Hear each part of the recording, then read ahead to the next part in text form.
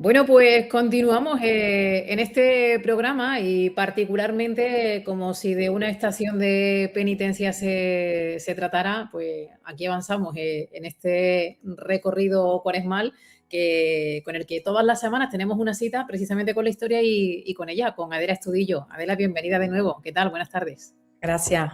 Gracias por contar conmigo. ¿Qué tal? ¿Cómo anda? Bien, ¿no?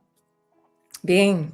Y en previo de mucha celebración intensamente en esta cuaresma y ya a las puertas de una nueva Semana Santa. Así es, así es. Partida, porque en casa a mí me tira mi pueblo, también Estepa, pero tengo un marido que es que Sevilla le flipa. Y es hermano de la amargura, mis hijas también son hermanas de la amargura. Y ¿Cómo te organizas, Adela? pues ¿Cómo lo vives tú de forma particular? organizarme, organizo como puedo. Muchas veces me dejo llevar. Me Ajá. gustaría hacer más cosas, pero me dejo llevar por ellos, por mis hijas, por Fran, que es mi marido, y hago lo que puedo. ¿Y seguramente vienes menos de lo que te gustaría? Sí, sí, vengo menos de lo que me gustaría, porque claro, tú lo sabes que perteneces a una hermandad. Yo no, a mí me gusta mucho la historia, pero yo no soy hermana de ninguna hermandad. No sé lo que puede pasar mañana porque, por ejemplo, el Cristo de la Sangre es que a mí me tira mucho, porque le estoy dedicando y le he dedicado muchos años de investigación y entonces yo, la imagen del Cristo cuando entro en la ermita es que parece que estoy en mi casa. No sé si... Y claro, pero después tengo otra parte que es mi casa, Fran y mis hijas, que son de otra hermandad y cuando tú estás en una hermandad que si hay triduo, que si hay quinario, que si vamos a limpiar la plata, que si esto, que si lo otro. Pero bueno, es ¿Qué no te bonito, sueles, es bonito. qué no te sueles perder? Al menos aquí, en Pedrera o por Estepa, donde tú vives, ¿qué no te sueles perder? ¿O qué Pues tratas de no perderte siempre que puedes? no hay, me he perdido siempre cosas. Ajá. Siempre. Yo llevo unos años que es solo Sevilla y yo este año me he plantado y digo, yo el Jueves Santo estoy en... el Jueves Santo estoy en Pedrera, así lo he dicho. Y me voy y dice mi marido, bueno, claro, pero el domingo, por la tarde noche te tienes que venir el sábado porque el domingo las obligaciones de la familia. Ya. Bueno, son cuestiones familiares, pero que sí, siempre entiendo que con un rabillo del ojo siempre estás pendiente de lo que pasa por aquí y que te gustaría compartir más momentos con tu gente también y con Pedrera. Bueno, pues Adela, una nueva cita semanal, otra píldora, otra cita con la historia y en esta ocasión vamos a hablar, ¿no?, de la dificultad también, ¿no?, de seguir encontrando datos y de encontrar explicaciones a cuestiones que pasan actualmente que tienen que ver con las cofradías y en eso, pues bueno, tú que estás buceando continuamente en actas y en libros antiguos, pues entiendo que esa es una ardua tarea por tu parte. Sí. Es una ardua tarea, porque claro, hay mucha gente que le gusta y que le interesa la historia. Entonces tú coges y acudes a un libro. Ujú. Están los libros estos que editó el ABC, pero tiene errores garrafales. ¿Por qué? Porque saber la historia que pasó es tremendamente difícil. Ojalá tuviéramos documentos, tuviéramos esa memoria oral conservada, pero la realidad es otra. La Ujú. realidad es otra. ¿Y con qué te vas encontrando? Y tú precisamente ahora, ¿no?, que estás en esa labor de buceo para encontrar datos en ese libro en torno a la Hermandad del Cristo de la Sangre, ¿a dónde recurres? ¿Con qué te has encontrado? Bueno, esto no es una cosa que dice voy a buscar, sino Claro. que cuando yo digo voy a hacer algo es porque algo he encontrado antes. Eh, los historiadores que nos ponemos y que nos gusta, nosotros y sobre todo los de la comarca de Estepa, la mayoría hemos estudiado historia, otros no, pero no hace falta estudiar historia, es tener interés y trabajárselo muchísimo. Lo primero que van es a las hermandades no suelen tener, suelen tener lo que suelen tener documentos fotocopiados, vas a la parroquia, haces una búsqueda y sobre todo el archivo grande es el archivo arzobispal, el archivo arzobispal de Sevilla. Ya sabemos que todas las parroquias hasta el siglo XIX, hasta mediados del siglo XIX, dependían siguen dependiendo de la Vicaría de Estepa, pero la Vicaría de Estepa era berenulio, era independiente. A mediados del siglo XIX se incorpora al Arzobispado de Sevilla y la documentación pasa al Arzobispado de Sevilla. De hecho, allí cuando tú vas no sé si el archivo está está la catedral y está el Palacio Arzobispal, pues tú en el Palacio Arzobispal, cuando entras en el segundo patio a la izquierda, pues ahí está el archivo. El archivo es de acceso, antes estaba restringido, pero ahora actualmente no. Tú vas con tu DNI, allí hay unos archiveros encantadores que te pueden ayudar, pero claro, pasa una cosa. ¿Qué buscas? Resulta que el archivo solo está no digitalizado, sino documentado por el 30%. Del total, un 30%. Entonces son legajos, y cuando hablamos del legajo son cajas muy viejas, donde tú abres y sacas un documento, un montón de documentos, uno encima de otro, con una guitita. Claro, esa es la realidad. Cuando yo iba, claro, y tiene un problema, porque tú para acceder tienes unos horarios, unos días, y tú no puedes hacer fotocopias ni fotos. Está totalmente prohibido. Mira, una cosa así, ¿no? Así, bueno, este está relativamente Está bien, ¿no? Claro, los documentos son papeles, los documentos al cabo de la historia, los que se han podido conservar han sufrido humedad, han sufrido el fuego, han sufrido de bichitos, y eso es lo que nos encontramos, afortunadamente. Yo cuando me encuentro algo interesante yo iba, desde que empecé la carrera, en mis ratos libres, yo iba allí y yo decía, legajo 3, yo empezaba, buscaba que hubiera algo de Pedrera, apuntaba esto en tal sitio, a lo mejor algo interesante de Estepa, lo apuntaba, y cogía y lo mismo hacía Ezequiel o de Estepa, estoy hablando de historiadores de Estepa. Sí. O Moisés, o cuando ellos han visto, o Jorge Gordán, que no es historiador, pero no estudió historia, pero es un gran historiador. O Joaquín. He visto la caja 47, la caja 49. Y después, lo que pasa es que esa nomenclatura de hace 20 años, hace unos 10 la han cambiado y es un lío. Pero tenemos documentos. Y así se hace la historia. Vamos buscando datos, se va contextualizando qué tenemos, qué pasa en otro sitio, eso, cómo se cuenta aquí, por qué se cuenta, quién lo está contando. ¿Qué has ido recopilando de por ahí que nos puedas compartir, Adela? Uy, muchísimas.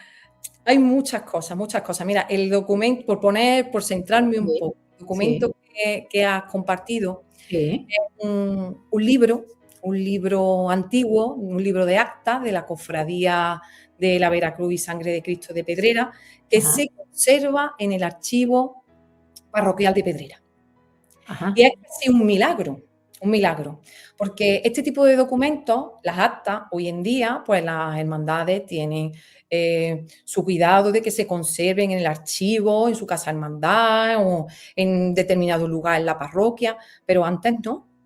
Estos documentos los tenía que tener el mayordomo o el escribano, bien en su casa o allí mismo, pero estaba que se podían perder. Por si venía el visitador eclesiástico que era, o el vicario, o alguien de un arzobispado, o de Málaga o de Sevilla. Y venía así a la visita, a la parroquia y a las hermandades, sobre todo lo que controlaba es que las cuentas estuvieran bien, que todo se siguiera con normalidad, que la hermandad de la cofradía tuvieran sus reglas aprobadas, ese tipo de cosas. Claro, pero se perdían cuando ya no hacía falta, cuando ya no te las revisaban, esos documentos se perdían. Muchas veces, y no tenían que ser de forma intencionada, sino que alguien las tiraba, así que, o no. Ojalá muchos de estos documentos estén en casas de alguien, porque el valor de estos documentos es el que se quiera dar. Ojalá estuvieran en el cajón de la casa de alguien y cualquier día pues aparezcan y que no se tiren. porque es la única manera de montar y de otra vez recopilar, saber lo que pasaba. Y lo que pasaba en una hermandad era lo que estaba pasando en la calle, fuera, en la vida cotidiana. Ese Sí, libro... las hermandades finalmente pues reflejan, ¿no? La vida, como tú dices, la vida social, a veces cultural, política, económica, y muchos de esos datos aparecen recogidos en esas mínimas actas que quedan por ahí, o en esos libros, o en esos legajos. Sí, mira, ese es súper interesante. Las actas recogen desde el año 1593 a 1665 una serie de las reuniones, que eran los cabildos, o bien cabildos generales o la junta de oficiales, que son muy interesantes. La mayoría de las veces lo que hace es, pues vamos a salir como lo hemos hecho siempre, como es uso y costumbre, anualmente la elección de... Pero cada cierto tiempo pues te encuentras particularidades. Eh, mm, si se adquiere, por ejemplo, el Cristo de la Sangre adquiere una bula y se ve el procedimiento, cómo van a comprar la bula y lo que eso costaba, el que compraban en los gastos que compraban, cómo conseguían el dinero, ¿Quién ese pagaba? ¿Quién mantener pagaba? la ermita, por mantener el culto, porque sus hermanos cumplieran acorde con sus obligaciones, con sus reglas. Estamos hablando de hace casi 500 años. Claro, hablamos del siglo XVI. Estamos hablando del siglo XVI, la responsabilidad anualmente de elegir sus hermanos mayores, los responsables, el escribano, de cómo se levantaban las actas, las cuentas todos los años, cómo esos hermanos mayores, en la mayoría de las ocasiones, cuando los gastos eran superiores a los ingresos, cómo lo afrontaban, cómo les querían dar dignidad a sus celebraciones. Es muy bonito. Pero lo más curioso es que le doy las gracias a la Hermandad del Cristo, porque cuando a mí me han atendido perfectamente, me han abierto las puertas de su archivo y he accedido a las actas actuales, ¿vale? Me han dejado, digo, Los de ahora, ¿no? quiero hoy y desde el año, claro, porque había épocas donde no se escribía nada, o por dejadez, o porque a lo mejor se han perdido. Ya digo, a lo mejor está en el cajón de alguien y cualquier día aparece.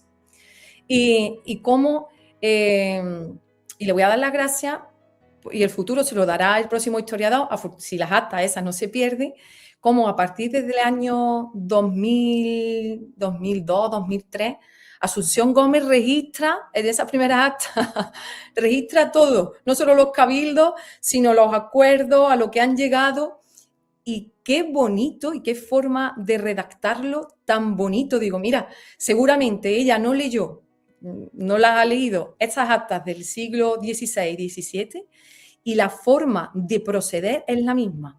Un espíritu de solidaridad, un espíritu de que hay que dar ejemplo. Muy bonito, ¿eh? Digo, hay que ver cómo se continúa esa trayectoria, esa trascendencia, esa forma de entender la vida de hermandad sin que se la hayan contado, pero Ya, que continúa. y como digo, ¿no? Que al final es un ejercicio de una radiografía, bueno, del pueblo, en su mayoría, porque ahí se recoge pues prácticamente todo, porque finalmente casi todo siempre termina afectando a la hermandad de una forma u de otra. Claro. Y Teniendo en además, cuenta que lo hacen las personas y que las personas pues están vinculadas, como digo, pues a todo ese tipo de movimientos, cuestiones, pandemia, como también hemos comentado en alguna que otra capítulo. la vida, y además la vida de la gente, la vida, ya sabes, esto era la mayoría de la gente vivía del campo y los momentos de ocio estaban vinculados con las fiestas religiosas. Eran las fiestas religiosas y Semana Santa era la fiesta religiosa grande.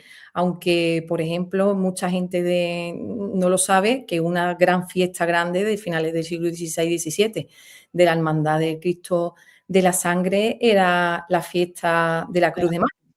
Pero bueno, Cruz de Mayo no se le llamaba la fiesta principal, con su procesión donde no salía el Cristo, pero sí era una fiesta muy celebrada. Había vísperas el 2 de mayo Y el día 3, por la mañana, hacía una procesión, la cruz parroquial, la decoraban los hermanos con todas sus insignias, con representación de las demás hermandades, lanzaban sus cohetes, donde se ven las cuentas cuando compran, y se pagaban a gitanos para que danzaran.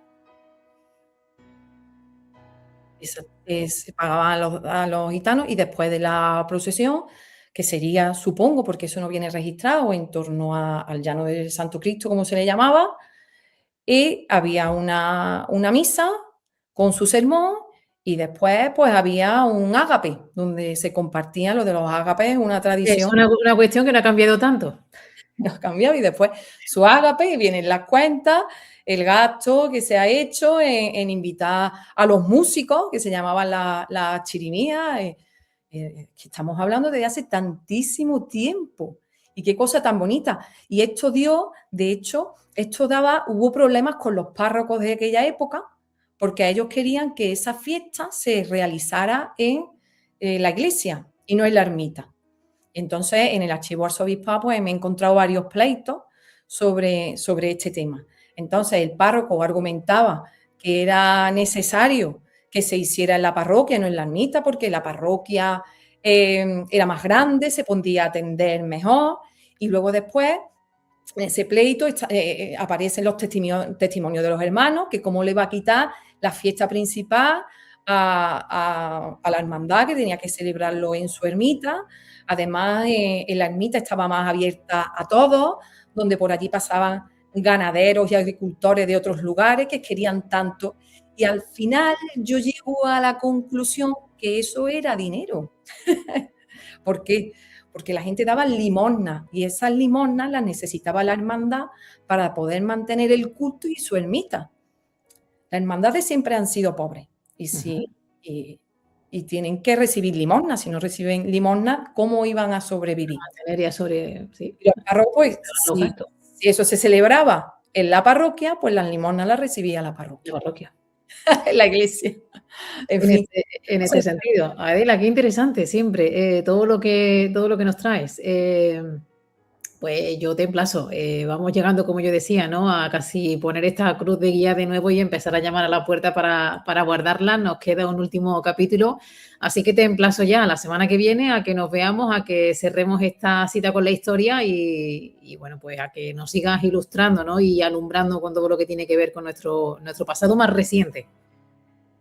Pues nada, pues muchas gracias, y espero que por lo menos de ese gusanillo que a mí me gusta tanto, y que a la gente le guste la historia, y que, si por favor, yo hago aquí un llamamiento, si alguien tiene algún documento, algún libro, algo pues de mis abuelos, porque fue el secretario y lo tenía aquí guardado y hecho, pues que Que lo comparta, fotografía, cualquier material que puede ser de una gran utilidad para sacar a la luz.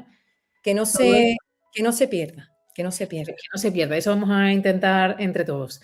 Adela, gracias una vez más. Nos vemos la semana que viene. A ti siempre. Adiós.